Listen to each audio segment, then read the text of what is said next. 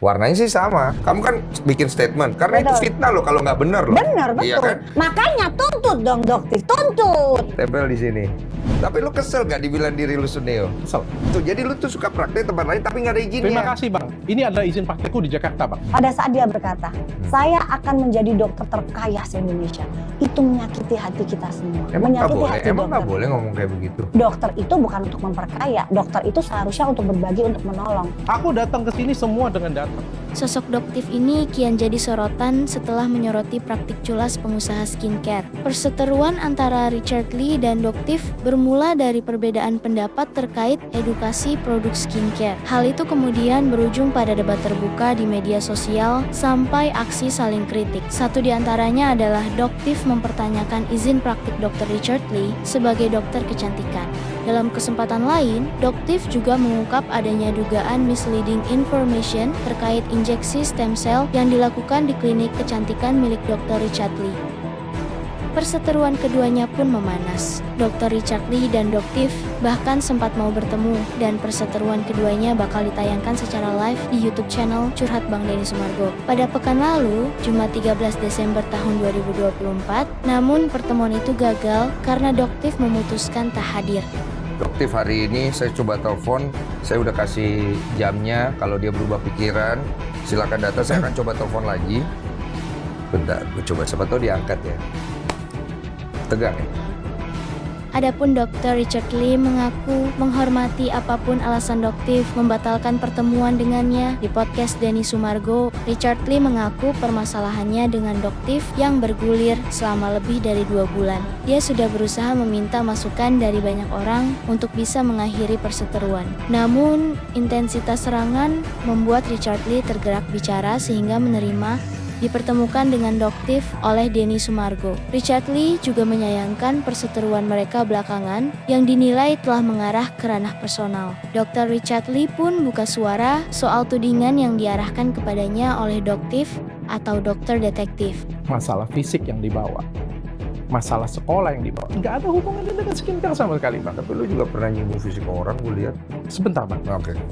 Biar gue netral dong, Dok. Iya. Ya kan, biar gue fair lah. Tapi kan setiap orang berhak untuk jadi lebih baik. Oke. Hal ini ramai di media sosial ketika potongan video penjelasan Richard Lee di YouTube Denny Sumargo beredar. Salah satu tudingan yang paling ramai diperbincangkan adalah terkait izin praktiknya sebagai dokter kecantikan. Richard Lee memperlihatkan bukti izin prakteknya yang masih berlaku hingga ke 2025. Ia menjelaskan bahwa tudingan yang menyebut dirinya tidak memiliki izin adalah salah. Richard juga menanggapi cara Doktif dalam menyampaikan tuduhan-tuduhan tanpa data di media sosial. Ia memperingatkan agar berhati-hati karena ada undang-undang ITE jika melemparkan tuduhan tanpa bukti di media sosial. Lebih lanjut, Richard menyayangkan opini negatif yang terus digiring terhadap dirinya di media sosial. Diakuinya selama ini tetap diam, bukan berarti dirinya bersalah. Selain membahas izin praktek, Richard juga memberikan klarifikasi soal riwayat pendidikannya yang sempat dipertanyakan. Lalu, Doktif itu siapa? Sebenarnya bukan hanya produk atau usaha skincare Dr. Richard Lee yang dibongkar oleh Doktif.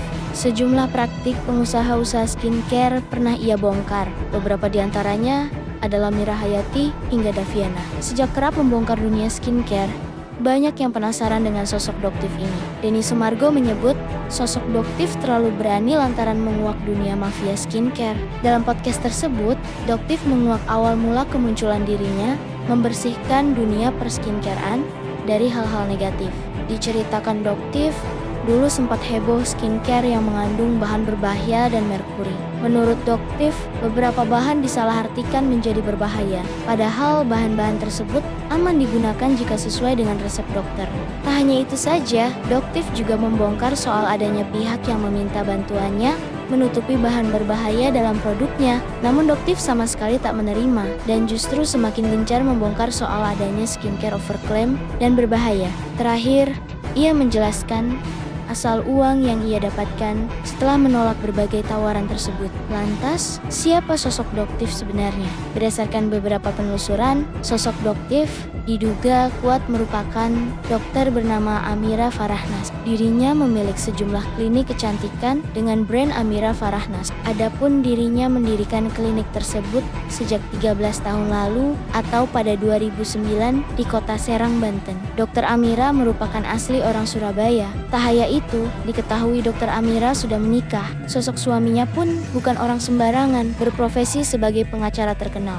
Hal tersebut diketahui dari postingan salah satu Instagram @verius. Suami dari Dokter Amira merupakan Teku Nasrullah. Informasi ini masih bersifat dugaan dari sejumlah penelusuran. Sejumlah netizen pun menduga Dokter Amira adalah Doktif yang sebenarnya berdasarkan kemiripan wajah atau bentuk muka. Bagaimana sources menurut kalian? Siapakah orang di balik Doktif tersebut? Komen di bawah ya.